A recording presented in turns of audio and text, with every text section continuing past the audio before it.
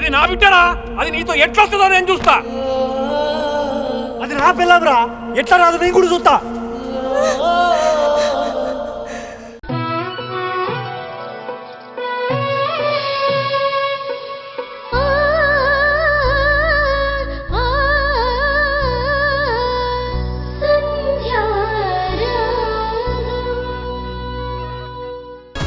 ఏం చేస్తున్నావే? హుండీ పగలగొట్టి చిల్లరేరుకుంటున్నావా? అయ్యయ్యో, నేనున్నాను కదా.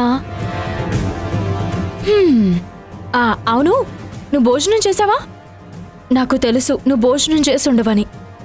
అయినా ఏం తింటావులే, వండడానికి బియ్యం ఉండాలి, సరుకులు కూడా ఉండాలి కదా. అందుకే మీ కుటుంబం మొత్తానికి సరిపడే భోజనం నేనిప్పుడు తీసుకొచ్చాను. చూడు ఎంత పెద్ద క్యారేజో. ఏంటి నీ ఓవర్ యాక్షన్? ఎందుకోసం వచ్చావు? ఈ క్యారేజ్ ఏంటి? నువ్వు వచ్చి మాకు భోజనం పెట్టాల్సిన పనే లేదు, బయలుదేరు. ఎందుకు శ్రీకర్ గారు అంత ఆవేశంగా మాట్లాడతారు?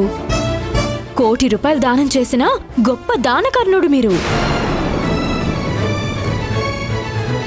అంత దానం చేసిన దానకర్ణుడికి తినడానికి తిండి లేదు, జేబులో చేయి పెడితే రూపాయి బిల్ల కూడా దొరకదు. అయినా మీరు ఇలా ఆవేశపడితే ఎలా చెప్పండి? వింధ్య, ప్లీజ్, ఇప్పటికే చాలా జరిగింది. చిన్న చితక నుంచి పెద్ద గొడవగా మారిపోయే పరిస్థితి వస్తుంది. పోతే దయచేసి నువ్వు మమ్మల్ని అవమానించొద్దు. ఆయన చేత నువ్వు అవమానపడద్దు. వెళ్ళిపోవే, నీకు దండం పెడతాను. ఏంటి సంధ్య, నీ షాపు తగలబడిపోయి చేతిలో చిల్లి గవ్వలేక ఇదిగో ఇలా హుండీలో చిల్లరేరుకుంటుంటే నువ్వు తిన్నావో లేదో అని ఆలోచించకుండా నేనక్కడ ఎలా ఉంటాను చెప్పు? అసలు నేనెవర్ని? నీ స్నేహితురాల్ని. మీ ఇంట్లో సరుకులు లేవు కాబట్టి ప్రస్తుతానికైతే మీరు హుండీ పగలగొట్టి డబ్బులు తీసుకుంటున్నారు.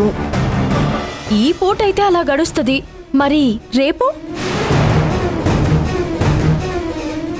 మరి రేపెలా మీ కడుపులు నింపుకుంటారో చెప్పు. తిండికి తోడు మీ అత్తయ్య గారికి మందులు, శ్రీజకి చదువు, ఈ అవసరాలన్నీ మీకు ఎలా తీరతాయి?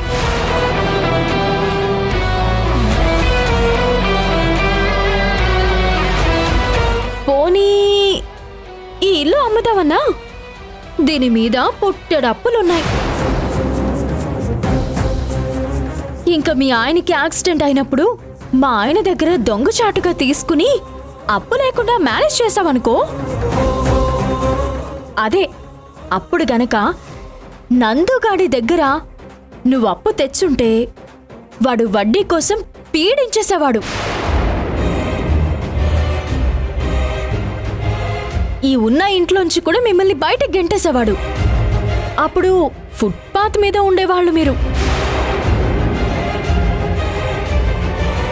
మీ భవిష్యత్తు నా కళ్ళెదురుగా ఇన్ని కష్టాల్లో కనబడుతుంటే నేను నా ఇంట్లో బిర్యానీ పెట్టుకుని కడుపు నిండా భోంచేసి హ్యాపీగా ఎలా నిద్రపోతాను చెప్పు? నేను నీ గురించి కూడా ఆలోచించాలి కదా. అందుకే క్యారేజీ తీసుకొచ్చాను. భోంచేద్దురు కానీ రండి. అత్తయ్యని శ్రీజని కూడా పిలవండి. శ్రీకర్ గారు రండి, భోంచేద్దురు కానీ.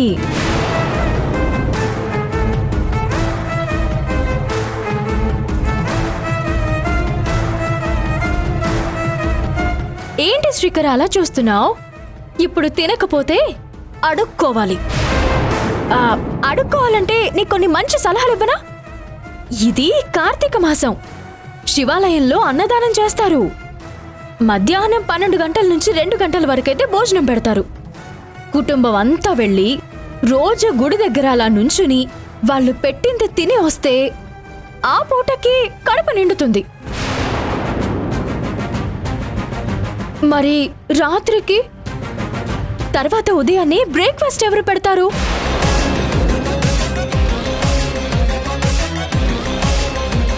సరే, భోజనానికి ఎక్కడో అక్కడ అడుక్కున్నారనుకోండి, లేదా అన్నదానానికి వెళ్ళో కడుపు నింపుకుంటారు. మరి మీ అమ్మగారి టాబ్లెట్లు, శ్రీజ చదువుకి ఫీజు, నీ ఆరోగ్యము ఇవన్నీ ఎలా నడుస్తాయి? ఇవన్నీ పక్కన పెట్టేశాయి. ఇప్పుడు నేను వద్దన్న వినకుండా నన్ను కాదని బ్యాంక్ లోన్ తీసుకున్నారు. మీ దురదృష్టం కొద్దీ ఆ షాపు తగలబడిపోయింది. ఇప్పుడు ప్రతి నెల ఈఎంఐ కట్టాలి. ఫస్ట్ తారీఖు వచ్చేసరికి ఈఎంఐని మీరెలా పే చేస్తారు? బ్యాంకు వాళ్ళు లోన్ కట్టకపోతే ఊరుకుంటారా? గల్లా పట్టుకుని బయటికి లాగి ఇస్తావా చస్తావా అని అడుగుతారు. అప్పుడేం చేస్తారు?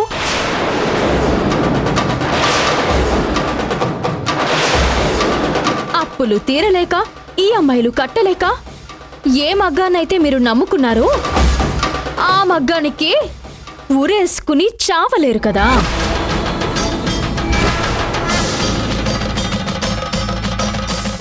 వింధ్య,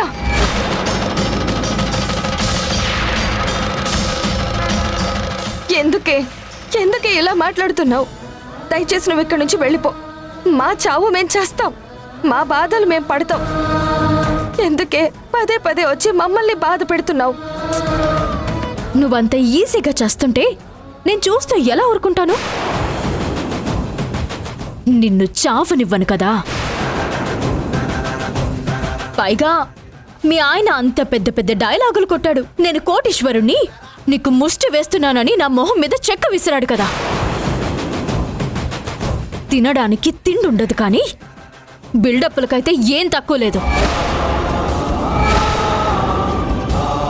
అసలు ఇవన్నీ కాదు, రేపు ఈఎంఐ దగ్గరే మీ బతుకులు తారుమారైపోతాయి. బ్యాంకు వాళ్ళు నోటీసులిచ్చి ఇస్తారా చస్తారా అని నట్టింట్లో కూర్చుంటారు.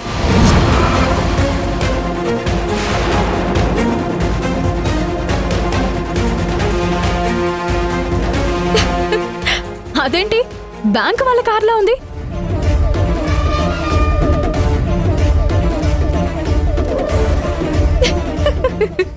పైన తదాస్తు దేవతలు ఉన్నట్టున్నారు.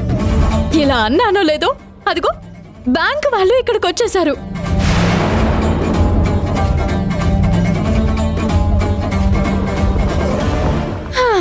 ఇప్పుడు వాళ్ళొచ్చి ఇస్తారా చస్తారా అని అడుగుతారు. ఏం చెప్తారో చెప్పుకోండి. ఇప్పుడు దొరికిపోయారు. అమ్మా సంధ్య గారు. నమస్కారం సార్, ఈవిడే సంధ్య. ఏంటి శ్రీకర్ అలా చూస్తున్నావు? బ్యాంకు నుంచి వచ్చారు వాళ్ళు. అవును, లోపల అత్తయ్య లేదా? అత్తయ్య, శ్రీజ. సార్, వాళ్ళు లోపల ఉన్నట్టున్నారు, నేను పిలుచుకొస్తాను. లేదమ్మా, మేము సంధ్య గారితో మాట్లాడదామని వచ్చాం. లేదు లేదు సార్, ఈ విషయం వాళ్ళకు కూడా తెలియాలి. అత్తయ్య, శ్రీజ. అమ్మా వింధ్య, నువ్వెప్పుడొచ్చావు? నేను పెరట్లో ఉన్నానమ్మా. వదినా, ఏంటి సర్ప్రైజ్ విజిట్? ఇప్పుడే వచ్చాను అత్తయ్య. ఇదిగో మన కోసం బ్యాంకు వాళ్ళు కూడా వచ్చారు. అత్తయ్య, మీరేం కంగారు పడకండి, వాళ్ళేం చేయరు. లోన్ కట్టకపోతే ఈ ఇల్లు జప్తు చేస్తారు.